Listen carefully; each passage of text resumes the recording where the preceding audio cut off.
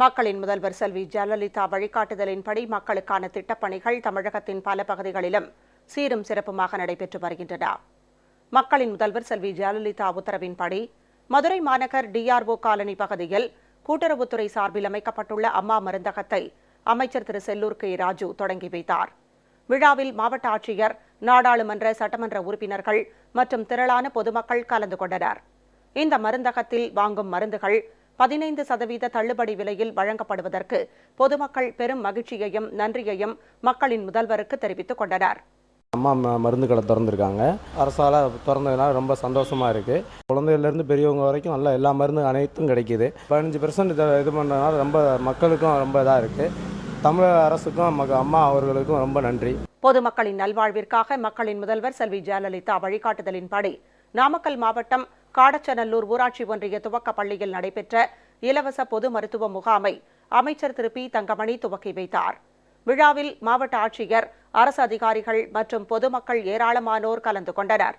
மேலும் நாமக்கல் அரசு மருத்துவமனையில் 30 படுக்கை வசதியுடன் கூடிய குழந்தைகள் நலப்பிரிவு புதிய கட்டடத்தையும் அமைச்சர் திறந்து வைத்தார்.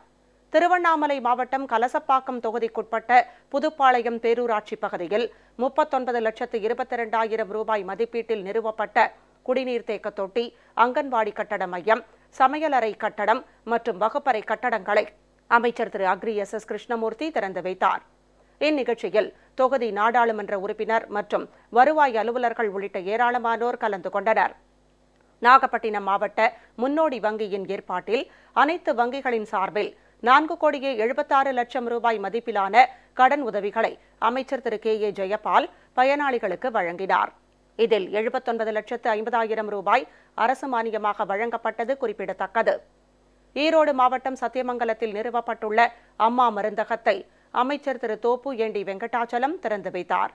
இந்நிகழ்ச்சியில் மாவட்ட ஆட்சியர், அரசு அலுவலர்கள் மற்றும் பொதுமக்கள் ஏராளமானோர் கலந்து கொண்டனர்.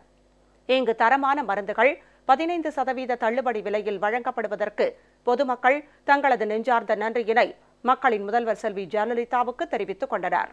சத்தியமங்கலத்தில் அம்மா மருந்தகம் ஓப்பன் பண்ணியிருக்காங்க. மற்ற கடையில் விற்கிறத விட மருந்தகம் இங்கே விலை கம்மியாக இருக்கிறதுனாலும் எங்களுக்கு மளிகை விலையில் கிடைக்கிறதுனால எங்களுக்கு பொருள் வாங்க ஈஸியாக இருக்குது. இந்த மருந்தகம் அமைச்சு கொடுத்த அரசுக்கு ரொம்ப தேங்க்ஸ். மனமார்ந்த நன்றி. இங்கே எல்லா மருந்தகத்தை விட குறைஞ்ச விலையில் மருந்து கொடுக்குறாங்க.